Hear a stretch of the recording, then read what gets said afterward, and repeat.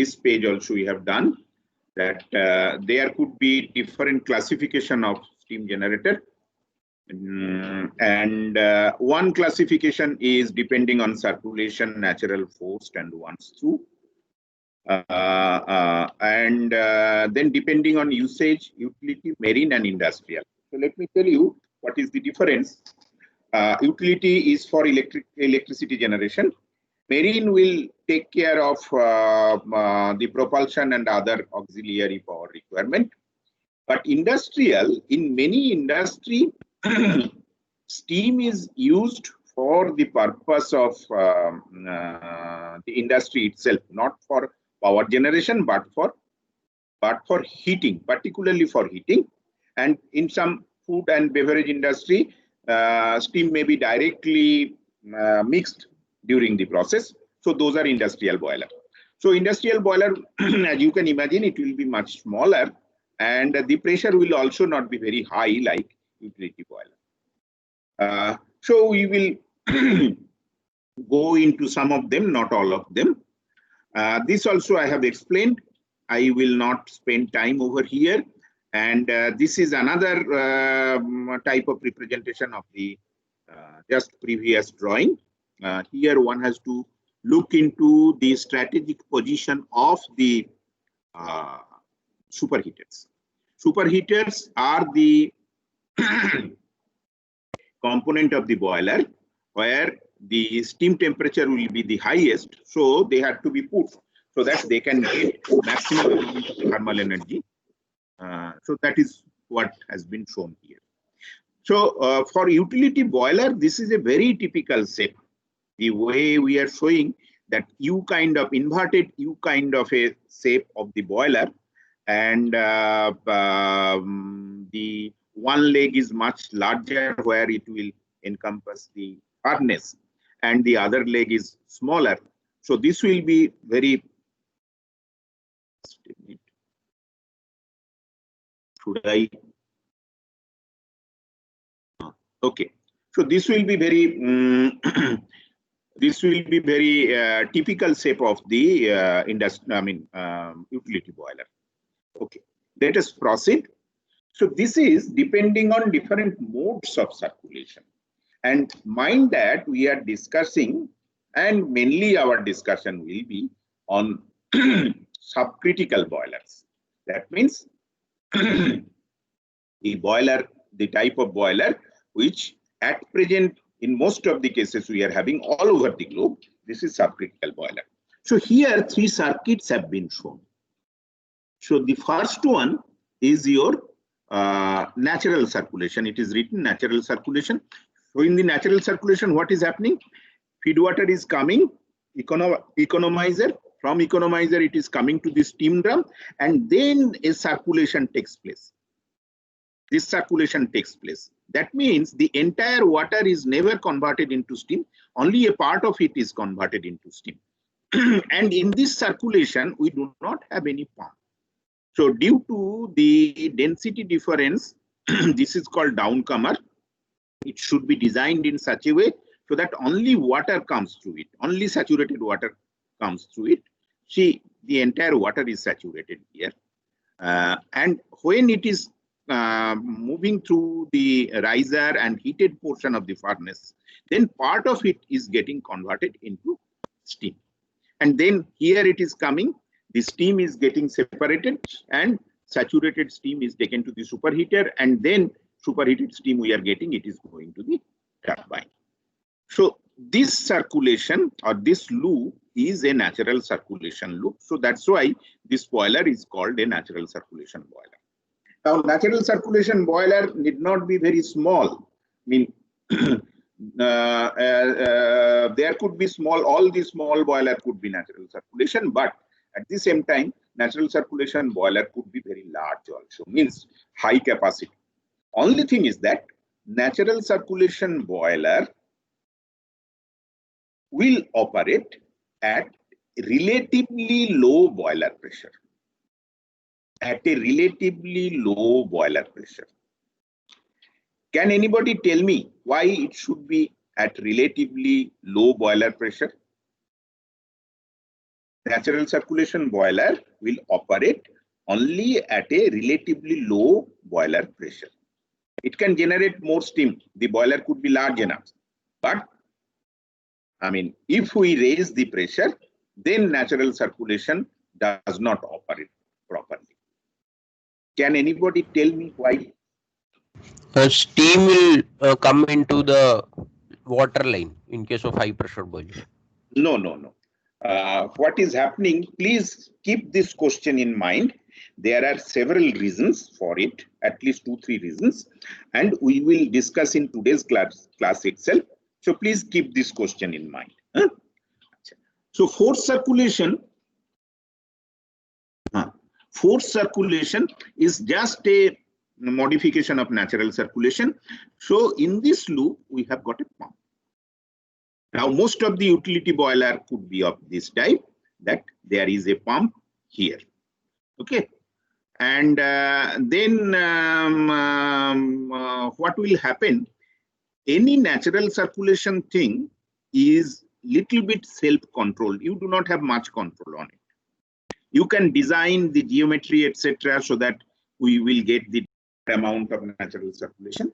But once it operates, really you cannot do much, unless other than controlling a few valves, etc. It means actively you cannot control. But when you are having a pump, obviously you can control it actively. Okay. So this is the advantage, and it can operate also for high pressure range. And obviously the steam generation, etc., will be high enough. And that's why I told that large utility boiler will be forced circulation. Once through boiler are very suitable for supercritical boiler. But in some cases, even in subcritical boiler where it is operating at high pressure, then one can have once circuit. That means it is coming, just a minute. So feed water is coming, then it is getting heated in the economizer very close to the saturation temperature of the boiler pressure. Then it goes to the furnace or boiler, evaporation takes place, and then it goes to the superheater. There is no circulatory flow. Okay. And of course, in all these things, reheater has also been shown in the boiler. So the once through circuit is must in case of supercritical boiler, but in some high pressure subcritical boiler also we can have once through circuit. But you see, this steam generation in this kind of boiler which we are talking are so high, and the plants are so big that even when once through circuit is there, there should be provision for circulatory flow. Maybe by closure of valves, etc., we will put the circulatory path off, and we will have. So in this direction, if we see that pressure is increasing in this direction, boiler pressure is increasing in this direction. Okay. Let us go to this one. So circulation is very important, and let us try to understand circulation. We will try to understand circulation with the help of a simple kind of situation, and the simplest kind of situation is a natural circulation loop. So on the left hand side, I have shown the natural circulation kind of a boiler very schematically. How I have shown it, that this is a loop, exactly not closed loop, because okay, let me tell you different parts and then we will come to this. Achha. This is called steam drum. This could be quite big. And from this steam drum, a few number of downcomer comes out, which takes the water from the steam drum. And at the bottom, either we can have header. What is header? I have explained, and I have also sent some slide to you. Or sometimes it is also a drum. Just a minute. is also a drum, and conventionally this is called water drum or mud drum. This is also called water drum or mud drum. Where is the cursor? So basically then we can think of that there are two drums, steam drum and another is called mud drum, and they are connected by two vertical tube, more or less vertical tube. There could be bent, etc. Bends, etc. So one tube through which water is coming down, that is called downcomer, and from the mud drum, when there is another tube joining the mud drum and the steam drum, it goes through the heated portion. So what will happen? Here steam will generate. Partially vaporization will take place. So then what we can see that fluid in the riser, which is through which fluid is rising in the upward direction, will have a lower density because it is a mixture of liquid and vapor. And fluid in the downcomer will have a higher density. That's why it will come in the downward direction, and it is saturated liquid. Ideally, it should be saturated. Actually, all the fluid in the circuit should be at the saturation temperature. Vapor, though vapor generates, that will also be in the saturated temperature because complete vaporization does not take place. And then steam drum, which is much larger compared to the header or the water drum, the risers are injecting steam water mixture. So in this, steam will get separated in the form of bubble. They will penetrate, it will penetrate through the free surface, and then it will go out. There is a valve, of course, for controlling. And then, steam is being generated, that has to be replenished. So feed water will come, m.w, that is the feed water, that will also come in the steam drum. Schematically, I have shown it like this, and h is the height between the water level and the lowest point of the circulation loop. So what is the physics? The physics is due to density difference, though there is no pump, so due to density difference, there will be a head developed. Head means which will create the flow, which will cause the flow. So a head will develop, so natural circulation head will develop. And obviously, when there is fluid flow through these different parts, there will be pressure drop. So head and pressure drop, head is positive amount of pressure difference. Let us say, in a very rough sense, and pressure drop is the negative amount of pressure in different parts of the circulation. So these two will balance. And if these two will balance, then from there we can get how much is the flow rate through the circuit. Please tell me that up to this explanation, are you comfortable or not? See, in a boiler, definitely we have to know the circulation rate. So how are we determining the circulation rate? So let us try to understand it with the help of a natural circulation loop. And in the natural circulation loop, pressure head is generated due to density difference, and pressure drop is created as there is flow through different parts of the tubes and bends, headers, etc. And both of them can be, two of them should be equal in the steady state operation. Tell me, is it all right? Is this explanation, this you agree or not? Yeah. Yes. Okay, then let us proceed.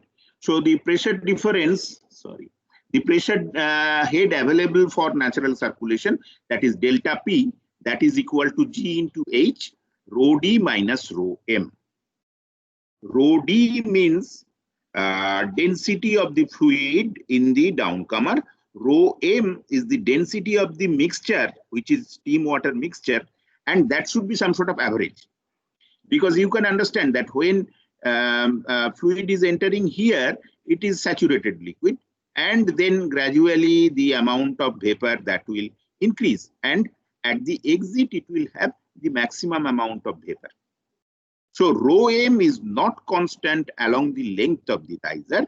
Rho m should be the average. Generally, there is a linear variation. Or we assume it to be a linear variation.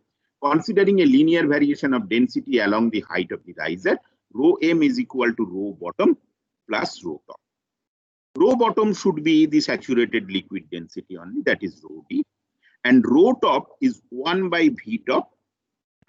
This is the specific volume, and it is partially liquid, partially steam. So we can write it like this. All right. Then let us go to the next slide. And in connection with this circulation loop, we define something called circulation ratio. Circulation ratio is one of the important parameters of the circulation system. Sometimes I have talked about it when I have shown a comparison between your subcritical power generation and supercritical power generation. So circulation ratio, flow rate of saturated water through the downcomer and flow rate of steam released from the drum. So can you tell me what will be the value of circulation ratio? Means more than 1 or less than 1? It should be more than 1. All right. Now this is equal to 1 by TDF. TDF means the dryness fraction at the top of the riser. So you see, if you take care of all these things, and then it becomes TDF, that is the dryness fraction at the top of the riser. A good design guide is to keep the circulation ratio between 6 and 25. Let us discuss that why circulation ratio cannot be very high and why it cannot be too low. So can you give any opinion why it cannot be too low or too high? Why there should be some sort of a range? Let us not bother about the number, that why it cannot be too low or it cannot be too high.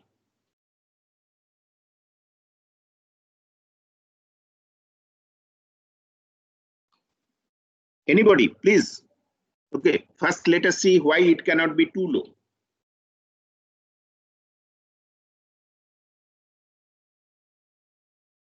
Hello? Yes, sir. Yes, sir. Louder, please. I cannot hear. Please. Anybody?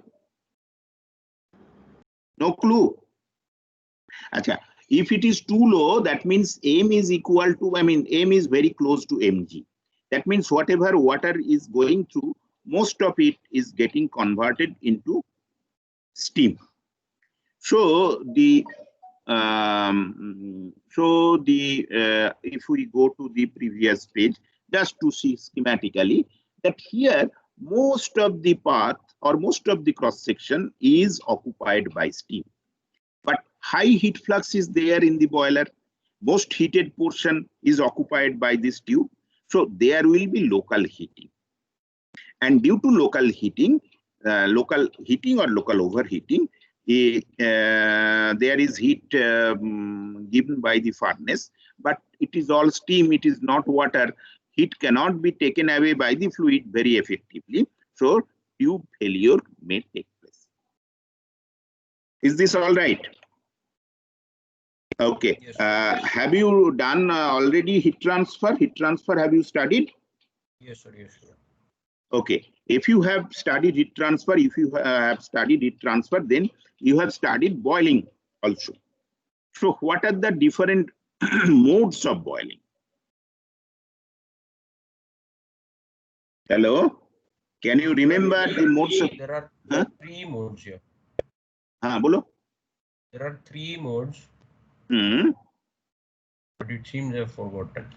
Okay. So nucleate boiling. All right. There was transient, there was film at last. Transition boiling and film at last. Very good, very good. So what happened? nucleate boiling for heat transfer, it is very efficient. It efficiently takes away heat. And also in nucleate boiling, wall is mostly water, and in between there are vapor bubble generation and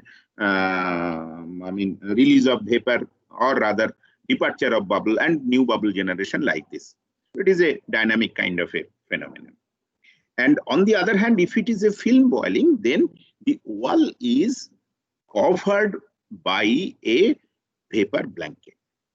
So immediately after the wall, there is a very large resistance. And then what happens? There could be overheating and tube failure. So that's why we do not convert the liquid totally into vapor. We have vapor and liquid mixture, and at the same time we have got good circulation ratio, so that it is water and only partly it is vapor. Okay, so that's why to save the boiler tubes, we cannot have too low a circulation ratio. Now, if it is too high, then what is happening? This is all water and this is very small. That means we are generating giving heat, etc. But water is passing through at a so high velocity. Residence time is very small. It is not picking up enough amount of heat, and steam generation is less. So we have to strike a balance, and for natural circulation, the circulation ratio is between 6 to 25. There are different values, but this is a good range. And as we go for advanced boilers with good material, with good heating, and then generally we also increase the circulation ratio. Higher circulation ratio we go for. So circulation ratio we have understood, and why the circulation ratio should be restricted within some sort of a limit, that also we have understood. Then the head developed due to density difference takes care of the pressure drop due to flow of the fluid through different components of the circulation. In general, pressure drop delta P is equal to FL by D rho V square by 2G. Which formula it is? Do you remember the name of the formula? Okay, this is called Darcy-Weisbach formula. Okay, so Darcy-Weisbach formula, where F is the friction factor and all the other things you can understand, and V is the velocity of the fluid, average velocity of the fluid. How can we find out F? Hello, how can we tables and charts? Huh? Hello. Something Your tables and charts. Yeah. There is a Moody's diagram. So from the Moody's diagram we can find out, or we can also have certain correlations. You have to understand that this is not for laminar flow. This is for turbulent flow. If it is laminar flow, then there is a formula for F, that is 64 by RE. But it is for turbulent flow.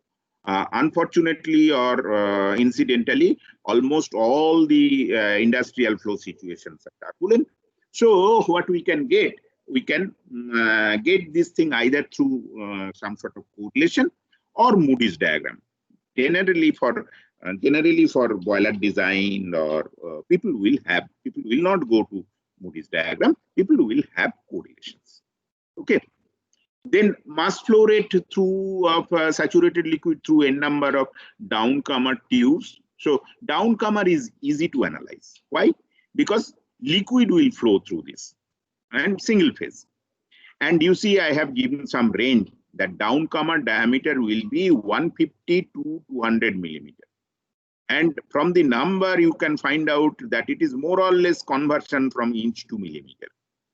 25 millimeter is 1 inch, so you can find out how many inches the diameter of this tube. So downcomer tubes are larger diameter tubes. So this is the common range of downcomer tube diameter. And then the total mass flow rate we can get, and then V vary from 0.4 to 1.4. 0.4 meter per second. As boilers can be from very small capacity to very, very large capacity, we have got this kind of thing. But you see 1.4 liquid velocity is very high velocity. Okay. So it will be somewhere in between. Okay. Unless the boiler is a very advanced boiler, this velocity is 1.4 meter per second liquid velocity, even for industry scale, is a very high velocity. So I have picked up it from some standard books, etc. But you have to remember that this is a very high velocity. Then, no, this has come down. Okay.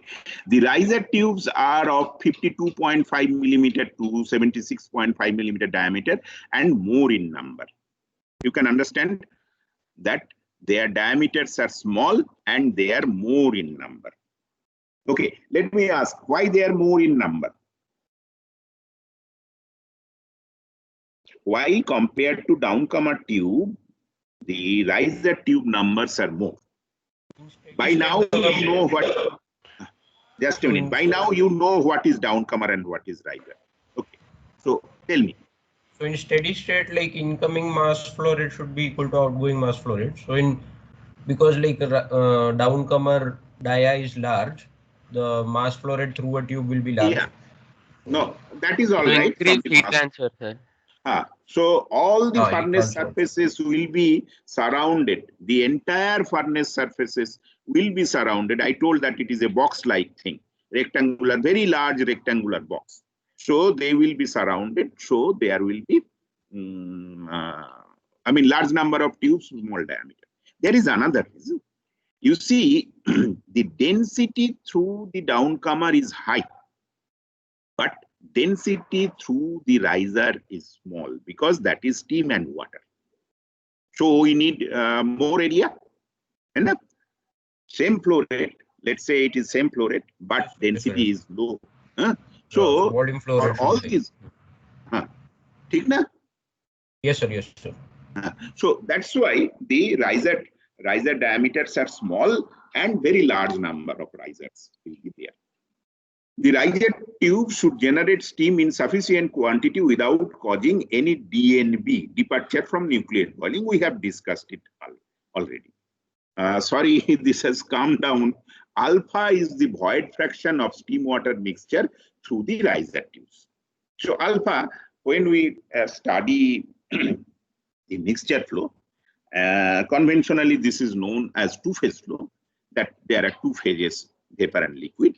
So we define one parameter called alpha. Just like dryness fraction, we define another parameter called alpha.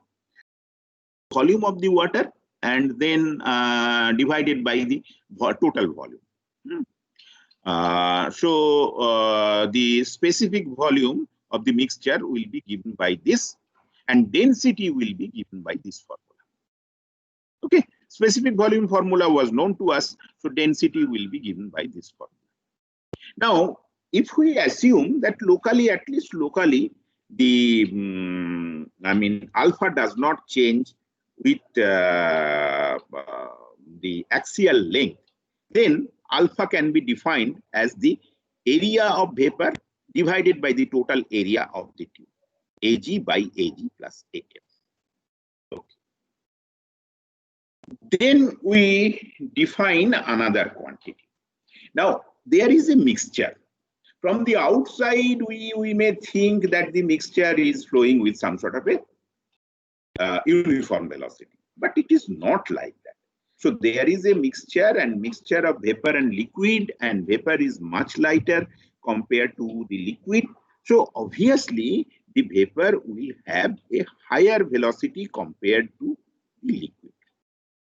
And this is called slip ratio. The vapor slips past the liquid or the mixture. So that's why it is called slip velocity or slip ratio, velocity of vapor divided by velocity of liquid. Now I have, I have skipped many steps, at least 2-3 steps at every places. So I would request you to derive this one. From the mass flow rate of vapor and mass flow rate of liquid, you will be able to derive this thing. Small Vg is the specific volume of gas or vapor, and this is the specific volume of liquid. So you will be able to derive this thing. Please derive this thing. Then also please derive alpha. And then I am bringing a new kind of symbol here, that is Vf by Vg into S. Slip ratio we have taken, and along with this I have taken Vf by Vg to make it little bit compact. Okay, so alpha also I can define. I mean, I can get in terms of slip ratio and psi. Then what I do, the average fluid density in the riser is given by rho m. Just a minute. So rho m 1 by h integration from 0 to h rho z dz. So this is the average fluid density. So once I get the average fluid density, I will go back to my previous thing. So I will go back. I will get this quantity. Once I get this quantity, I will equate it with this quantity. So then by solving, I will get your V. The way I am telling it is not that easy. It will be some iterative solution because F is also a very complex function of V. But this is a means by which I can find out what is the velocity.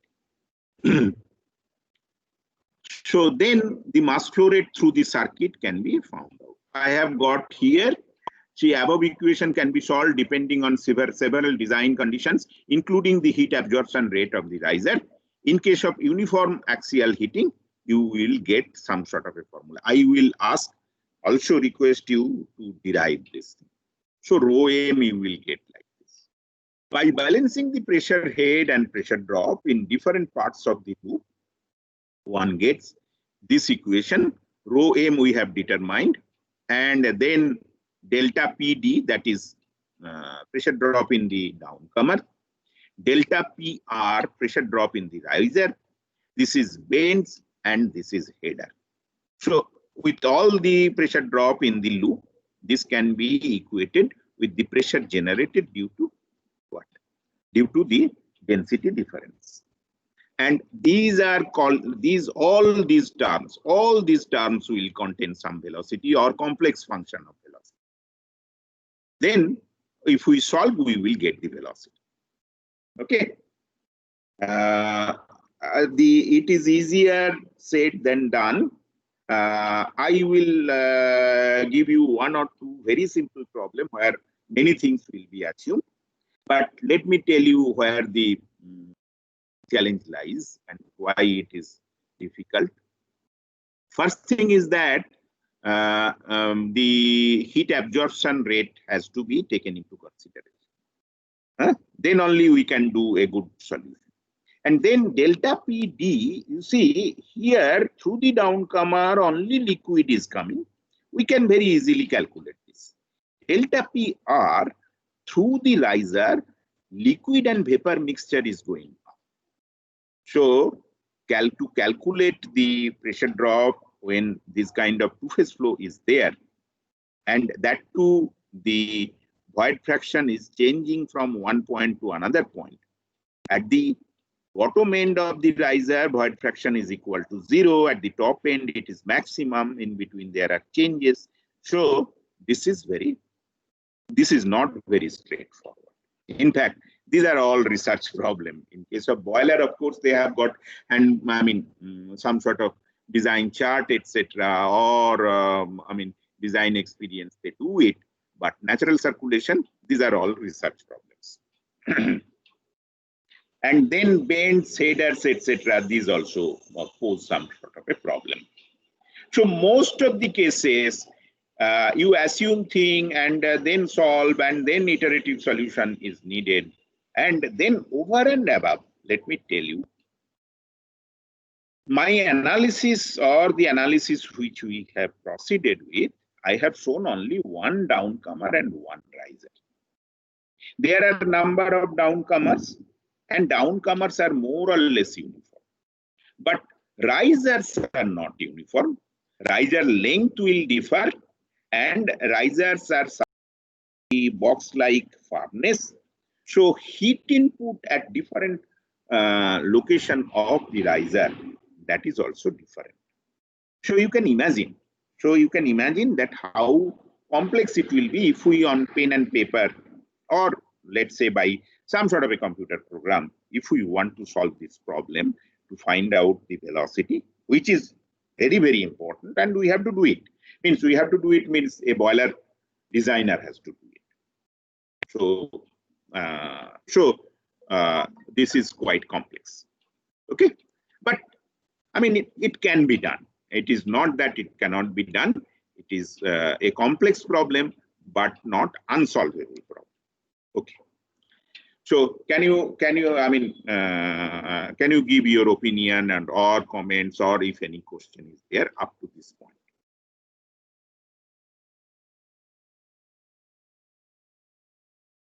Any question, any comments, query?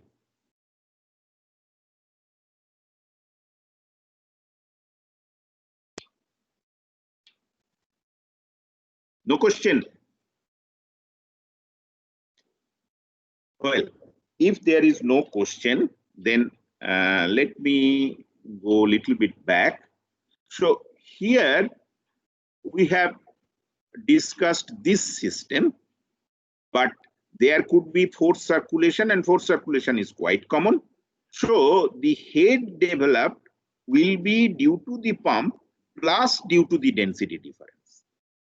So we have to consider both the heads.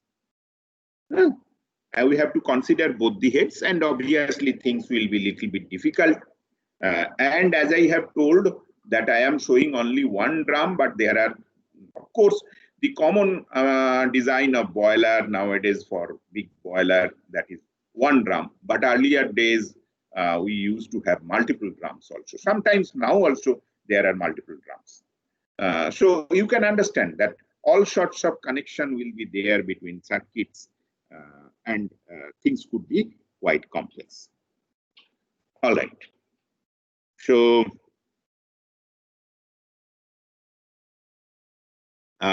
just my final asking that do you understand the principle? Have you understood the principle of the circulation and from how to calculate the circulation rate?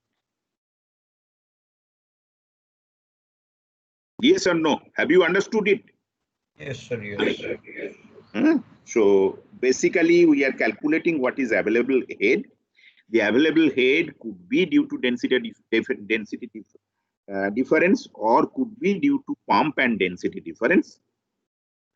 And then we are calculating what is the pressure drop.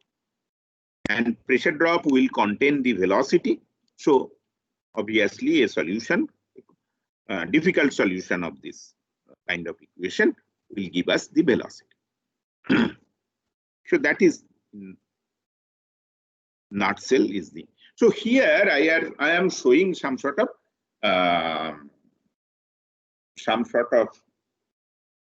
supercritical boiler.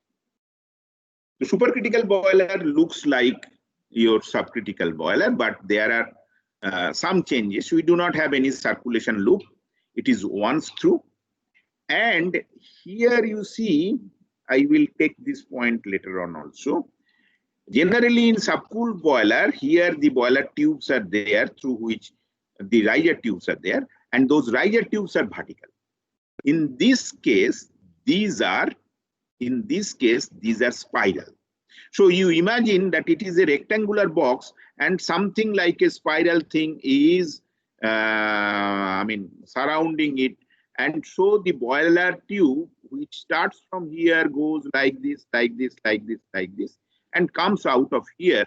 So the length of the boiler tube, here the water enters and here the water comes out. So it is quite large. It is quite large.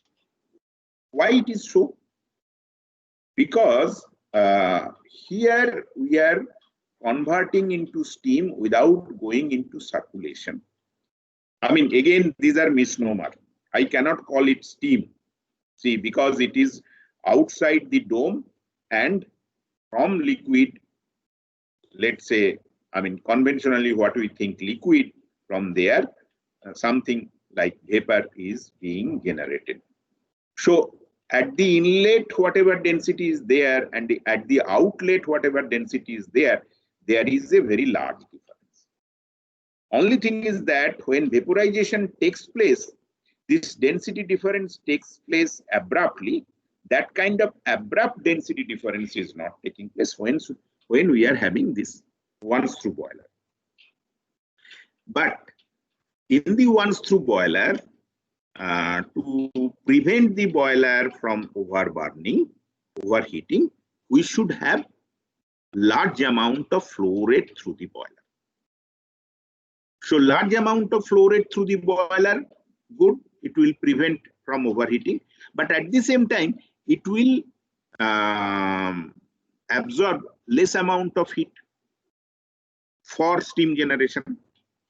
Water is passing through with a high velocity. So that's why more time it should be in contact with the heated surface. So that's why we have got this kind of spirally wound tubes. Some other thing is there, I will tell you. Okay, let me tell you, if I can show some photographs, I'll show you. So there could be vertical tubes also for supercritical boiler, but I mean, we have to take some sort of prevention so that in the vertical tube, there is not much of vapor generation and damage of the tube. So those vertical tubes, what is done, please listen to it carefully. Those vertical tubes, inside wall is not smooth.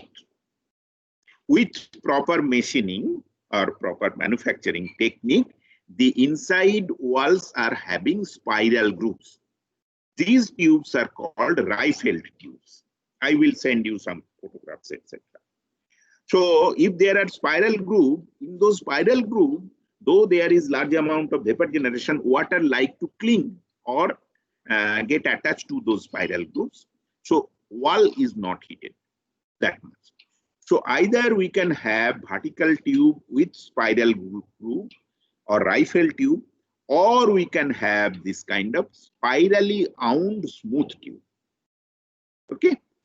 And in case of high pressure boiler, in subcritical boiler also, we have got boiler tube with spiral groove. Okay, these are called Rietveld tube. So this is what here you can see that there are what is there. So economizer is there. After economizer, water is coming and passing through these, and then there are superheater. So 4 is platen superheater, and then there is some sort of final superheater. Then there is some sort of primary superheater. 6 is your primary superheater. Here the gas temperature is less, so here we are having primary superheater, and then we are having some secondary superheater, then final superheater, and then it goes to the high pressure stage. And as I have told, in supercritical boiler, there must be reheating, maybe 2 reheating. So primary reheater, final reheater, etc. are there. And some sort of a steam separator is there if there is any moisture that has to be separated. Now here, something I have given for your interest. Supercritical boiler animation, if you have, I mean, spend some time, you please use this link and you will find some sort of animation, how the circulation loop, etc. For supercritical boiler. Some animation of subcritical boiler I will show in the class, not now, after a few more classes. Supercritical boiler animation you can see from this. And then this is downloadable. There is a book by the company. It is a boiler company, Babcock and Wilcox. Very large book, very, very large book. But you are getting it free of cost. You can download it. The current edition is 42, but 41 edition, 41st edition you can download. This is a very large book. You may not like reading it But I mean, it is good to know that this book is available in the net. Okay, very large book. I mean, very voluminous book. Well, so up to this, is there any question? Otherwise, I will move. Of course, not much time is left. Any question?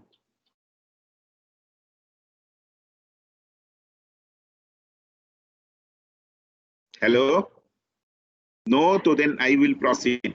5 minutes, let me discuss something. Okay? All right. So, next one, I am going to steam drum. Steam drum is a very important part of subcritical boiler. And you can see this steam drum. This is how it looks outside. You see, these are actually connections for a riser tube. These are larger tube. These are downcomer.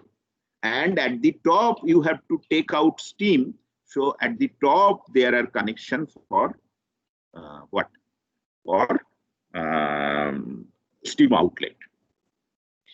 Inside, if you see, I mean, inside also a lot of manufacturing work will go on. So inside a steam drum, it looks like this. So many tubes, so many riser tube will come. Below there will be some downcomer tubes, but so many riser tube will come. And sometimes there are baffles. I will tell you why there are baffles. These kind of barriers or baffles are there. So you can understand, you can, one human being can stand here. One man can stand over. I mean, fabricator can stand here.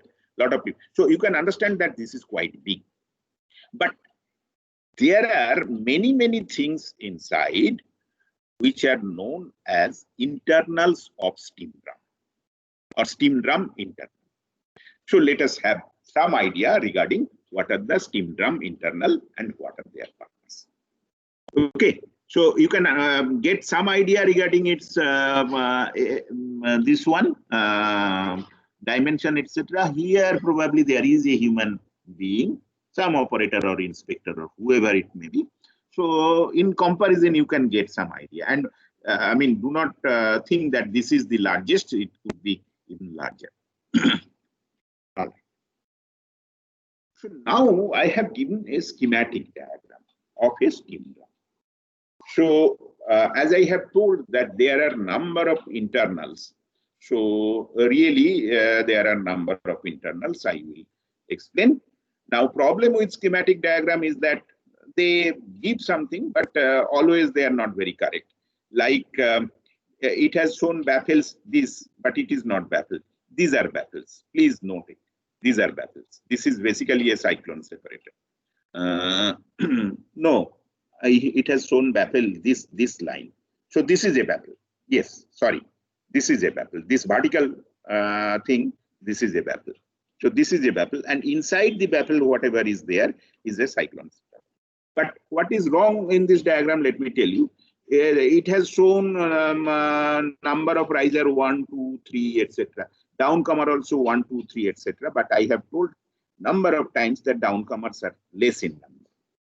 So we are seeing here, so there are many risers, and downcomer should be towards the bottom part of the steam drum, not to the upper part. So downcomer should be there here. Less number of downcomer. Here also there will be riser. Then there is a feed water from economizer. This is very important.